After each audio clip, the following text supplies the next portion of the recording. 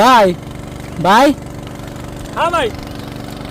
তুমি 5 লাখ ফলোয়ার চালা ফেসবুক পেজের মালিক, হ্যাঁ তোমার আবার দোকানও আছে, তোমার কি টাকা পয়সার অভাব? তুমি যে তাও খেতে আইসাও, ভাই, টাকা পয়সা তো আর খাওয়া যায় না টাকা পয়সা তা কামলা নিবে? ভাই, কামলা পাওয়া যায় না। এরকম একটা অবস্থা হয়েছে, কামলা একদম নাই, যার যার কাম সেই করে। তো যেহেতু আমার জমি আছে, ভাবলাম যে টাকা পয়সা যেহেতু টাকা পয়সা তো খেতে পারবো না, ধান লাগাই, আপাতত 2 বেলা 2 মুঠ ভাত নিজের ঘরের খেতে পারবো আর কি। আর সবচেয়ে বড় কথা ওইটা না, যে সবারই যখন টাকা থাকবো, টাকা থাকা বেলা ভেবে যদি কেউ আবাদ না করে, তাহলে কিন্তু ভাই দুনিয়ার খাদ্যর অভাব হয়ে যাবো, তাকে কিন্তু কেউ খাইতে পারবো না। তো তাই আমি ভাবি যে এই ভিডিওর মাধ্যমে আমি একটা মেসেজ দিবার চাই, যাদের জমি আছে তারা কামলা না পেলেও নিজেই মেহনত করে ধান চাষ করেন, মানে যেগুলো শস্য সামগ্রী আছে সেগুলো চাষ করেন। তো দুনিয়া মানে উন্নত হবো, সবারই মানে খাদ্য সামগ্রী মিলে যাবো, না কি গো ভাই? হ্যাঁ ঠিকই কইছো ভাই।